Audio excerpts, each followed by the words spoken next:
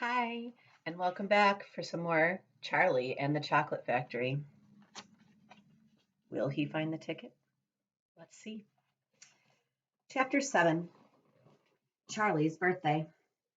Happy birthday! Cried the four old grandparents as Charlie came into their room early the next morning. Charlie smiled nervously and sat down on the edge of the bed. He was holding his present, his only present, very carefully in his two hands. Wonka's Whipple's Scrumptious Fudge Mellow Delight, it said on the wrapper. The four old people, two at either end of the bed, propped themselves up on their pillows and stared with anxious eyes at the candy bar in Charlie's hands. Mr. and Mrs. Bucket came in and stood at the foot of the bed watching Charlie. The room became silent. Everybody was waiting now for Charlie to start opening his present. Charlie looked down at the candy bar. He ran his fingers slowly back and forth along the length of it, stroking it lovingly. And the shiny paper wrapper made a little sharp crackling noise in the quiet room.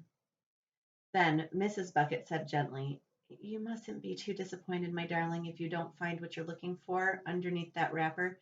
You really can't expect us to be as lucky as all that." "She's quite right," Mr. Bucket said. Charlie didn't say anything. "After all," Grandma Josephine said, "in the whole wide world there are only 3 tickets left to be found. The thing to remember," Grandma Georgina said, "is that whatever happens, you'll still have the bar of candy." "Wonka's Whipple's Scrumptious Fudge Mellow Delight," cried Grandpa George. "It's the best of them all. You'll just love it." "Yes," Charlie whispered, "I know." "Oh, just forget about all those golden tickets and enjoy the candy," Grandpa Joe said. "Why don't you do that?" They all knew it was ridiculous to expect this one poor little candy bar to have a magic ticket inside it, and they were trying as gently and as kindly as they could to prepare Charlie for the disappointment. But there was one other thing that the grown-ups also knew, and it was this, that however small the chance might be of striking lucky, the chance was there. The chance had to be there. This particular candy bar had as much chance as any other of having a golden ticket. And that was why all the grandparents and parents in the room were actually just as tense and excited as Charlie was, although they were pretending to be very calm. "You'd better go ahead and open it up, or you'll be late for school," Grandpa Joe said. "You might as well get it over with," Grandpa George said. "Open it, my dear," Grandma Georgina said. "Please open it. You're making me jumpy." Very slowly, Charlie's fingers began to tear open one small corner of the wrapping paper. The old people in the bed all leaned forward, craning their scraggy necks. Then suddenly, as though he couldn't bear the suspense any longer, Charlie tore the wrapping paper right down the middle, and on his lap there fell a light brown, creamy-colored chocolate candy bar. There was no sign of a golden ticket anywhere. "Well, that's that," said Grandpa Joe brightly. "It's just as we expected." Charlie looked up. 4 kind old faces were watching him intently from the bed. He smiled at them, a small, sad smile. Then he shrugged his shoulders and picked up the candy bar and held it out to his mother and said, "Here, Mother, have a bit. We'll share it. I want everybody to taste it." "Certainly not," his mother said, and the others all cried, "No, no, we wouldn't dream of it. It's all yours." "Please," begged Charlie, turning around and offering it to Grandpa Joe. But neither he nor anyone else would take even a tiny bite. "It's time to go to school, my darling," Mrs. Bucket said, putting an arm around Charlie's skinny shoulders. "Come on, or you'll be late."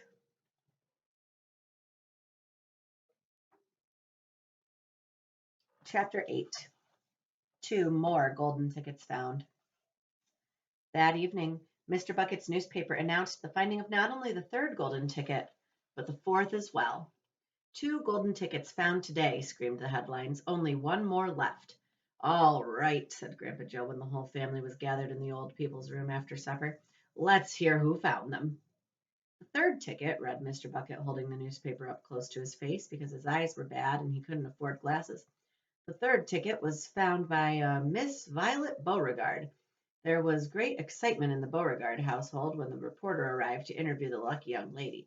Cameras were clicking and flash bulbs were flashing, and people were pushing and jostling and trying to get a bit closer to the famous girl. And the famous girl was standing on a chair in the living room, waving the golden ticket madly at an arm's length, as though she were flagging a taxi.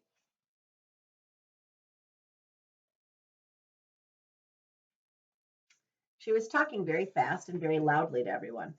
but it was not easy to hear all that she said because she was chewing so ferociously upon a piece of gum at the same time.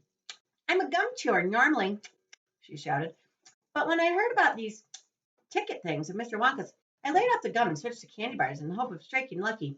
Now, of course, I'm right back on gum. I just adore gum. I can't do without it. I munch it all day long except for a few minutes at meal times when I take it out and stick it behind my ear for safekeeping. To tell you the honest truth, I simply wouldn't feel comfortable if I didn't have that little wedge of gum to chew on every morning of the day. I really wouldn't. My mother said it's not ladylike and it looks ugly to see a girl's jaws going up and down and like mine do all the time, but I don't agree. And who is she to criticize anyway? Because if you ask me, I'd say that her jaws are going up and down almost as much as mine are just from yelling at me every minute of the day. Now, Violet, Mrs. Beauregard said from a far corner of the room where she was standing on the piano to avoid being trampled by the mob.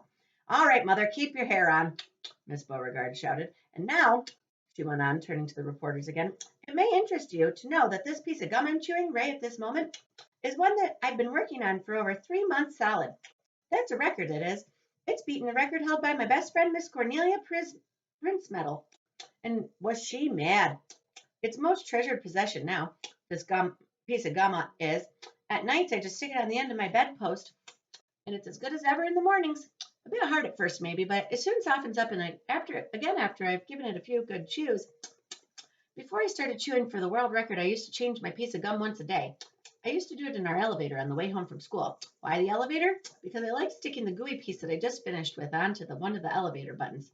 Then the next person who came along and pressed the button got my old gum on the end of her finger. Ha ha! And what a racket they kicked up, some of them. You get the best results with women who have expensive gloves on. Oh, yes, I'm thrilled to be going to Mr. Wonka's factory, and I understand that afterwards he's going to give me enough gum to last me for the rest of my whole life. Whoopee! Hooray! Beastly girl, said Grandma Josephine. Despicable, said Grandma Georgina. She'll come to a sticky end one day, chewing all that gum. You see if she doesn't. And who got the fourth golden ticket, Daddy? Charlie asked. Now let me see, said Mr. Bucket, peering at the newspaper again. Ah, yes, here we are. The fourth golden ticket, he read, was found by a boy called Mike TV. Another bad lot, I'll be bound, muttered Grandma Josephine. Don't interrupt, Grandma, said Mrs. Bucket. The TV household, said Mr. Bucket, going on with his reading, was crammed like all the others with excited visitors when our reporter arrived, but young Mike TV, the lucky winner, seemed extremely annoyed by the whole business. Can't you folks see I'm watching television? He said angrily. I wish you wouldn't interrupt. The 9-year-old boy was seated before an enormous television set with his eyes glued to the screen, and he was watching a film in which one bunch of gangsters was shooting up another bunch of gangsters with machine guns. Mike TV himself had no less than 18 toy pistols of various sizes hanging from belts around his body, and every now and again he would leap up into the air and fire off half a dozen rounds from one or another of these weapons.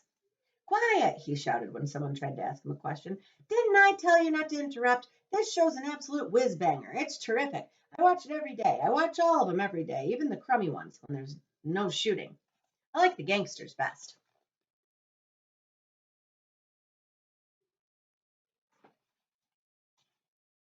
They're terrific, those gangsters, especially when they start pumping each other full of lead, or flashing the old stilettos, or giving each other the 1, 2, 3 with their knuckle dusters. Oh boy, what I would give to be doing that myself. It's the life, I tell you. It's terrific. That's quite enough, snapped Grandma Josephine. I can't bear to listen to it. Nor me, said Grandma Georgina. Do all children behave like this nowadays, like these brats we've been hearing about? Of course not, said Mr. Bucket, smiling at the old lady in the bed. Some do, of course. In fact, quite a lot of them do, but not all. And now there's only one ticket left, said Grandpa George. Quite so, sniffed Grandma Georgina. And just as sure as I'll be having cabbage soup for supper tomorrow, the ticket will go to some nasty little beast who doesn't deserve it. We'll have to find out where the last ticket goes tomorrow. Actually, next week.